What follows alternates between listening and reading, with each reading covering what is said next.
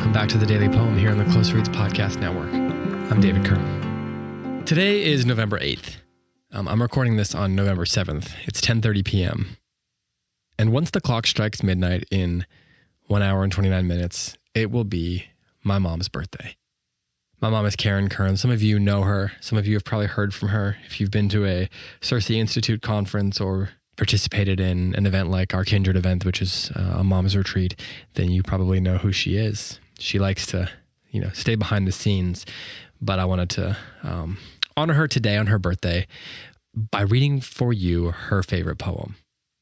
That poem is by Lucy Shaw, and it's called Mary's Song.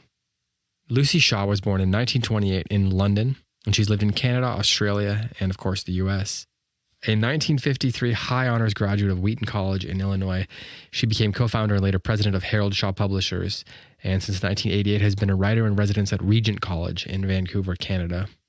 She's a charter member of the Chrysostom Society of Writers and is the author of 11 volumes of poetry, including Sea Glass, New and Selected Poems, which came out in 2016, and Thumbprints in the Clay, Divine Marks of Beauty, Order, and Grace, also in 2016. She has many collections of poetry and has also co-authored 3 books with Madeleine L'Engle. Before I say anything else about the poem, and I'm going to share a reflection from a friend of mine, actually, that he wrote about this poem on the CiRCE Institute website. But before I get to that and some of my own reflections on this poem, I'm going to go ahead and read it, and then we can think about it. So this is Lucy Shaw's Mary's Song. And I'm actually reading it from a Lucy Shaw collection, which my dad took a picture of for me and sent it to me in text message. So I'm reading out of the page that my mom has in her book with her underlinings in it, which I think is kind of nice. Blue homespun, and the bend of my breast keep warm this small, hot, naked star fall into my arms. Rest, you who have had so far to come. Now nearness satisfies the body of God sweetly. Quiet he lies whose vigor hurled the universe. He sleeps whose eyelids have not closed before. His breath, so slight it seems no breath at all, once ruffled the dark deeps to sprout a world. Charmed by doves' voices, the whisper of straw, he dreams, hearing no music from his other spheres. Breath, mouth, ears, eyes, he is curtailed who overflowed all skies, all years. Older than eternity, now he is new, now native to earth as I am, nailed to my poor planet, caught that I might be free, blind in my womb to know my darkness ended, brought to this birth for me to be newborn, and for him to see me mended, I must see him torn. I think it goes without saying why a mother would find this poem special. It captures the sort of quotidian, but yet deeply profound and special relationship between a mother and a child. And I suspect that any mother who's ever heard Mary's story in the Gospels has thought some of the thoughts that Lucy Shaw presents here. Of course, Lucy Shaw presents them in such a beautiful way. The CiRCE Institute used to have a feature on our website called the Poem of the Week. It sort of fell by the wayside. It was certainly a precursor to this show, though. And my friend Joshua Leland actually wrote a reflection about this very poem. And I wanted to read a few lines of that for you. And he reflects on the fact that his firstborn son was born 9 weeks premature. It was an emergency and pretty traumatic, both for the parents, of course, but also for the child, who is, I believe, now 8 years old and a good friend of my children. But this is what my friend Josh writes. The helplessness of it all was the worst. And though I would like to say that I trusted God throughout it all, there were times where it felt like my insides would turn to stone if that frail heart stopped beating. I realized not long after his birth that creating an idol out of your child is one of the easiest and most dangerous things to do. Filial love is good, but elevated to an absolute it becomes something terrible. A scene in The Great Divorce comes to mind. I wonder then how it must have been for Mary, whose son was not only flesh of her flesh, blood of her blood, but also God incarnate, and it makes me suspect that perhaps Mary has tasted of the deepest despair of any human that has ever lived. I imagine that to watch one's child die is a terrible thing. To watch one's child, who is the divine word made flesh, is something beyond my imagination. Josh continues on later.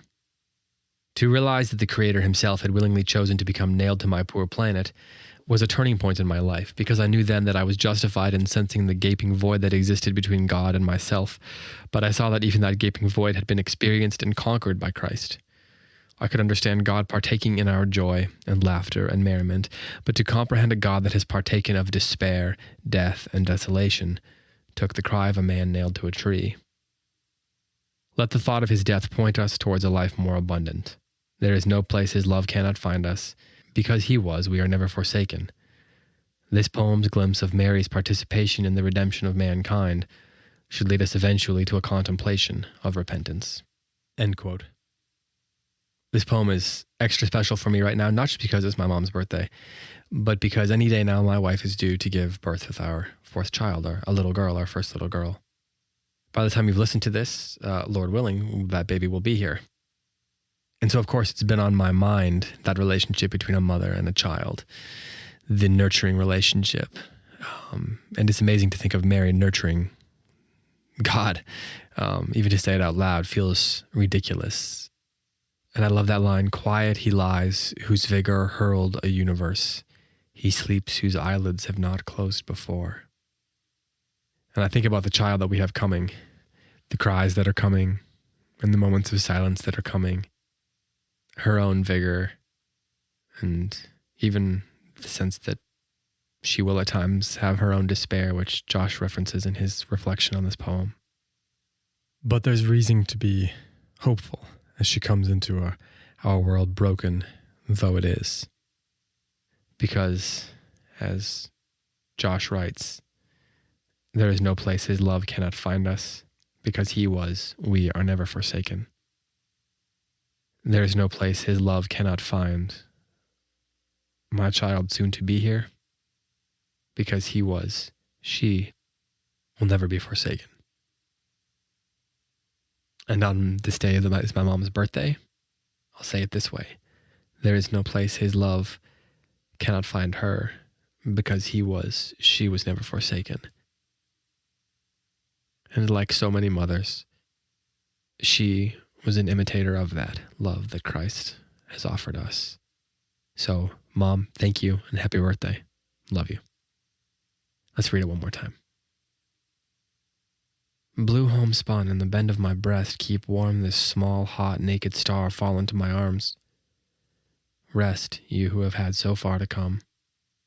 Now nearness satisfies the body of God sweetly. Quiet he lies, whose vigor hurled a universe. He sleeps whose eyelids have not closed before. His breath, so slight it seems no breath at all, once ruffled the dark deeps to sprout a world.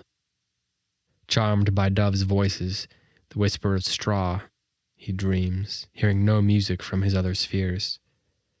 Breath, mouth, ears, eyes, he is curtailed who overflowed all skies, all years. Older than eternity, now he is new.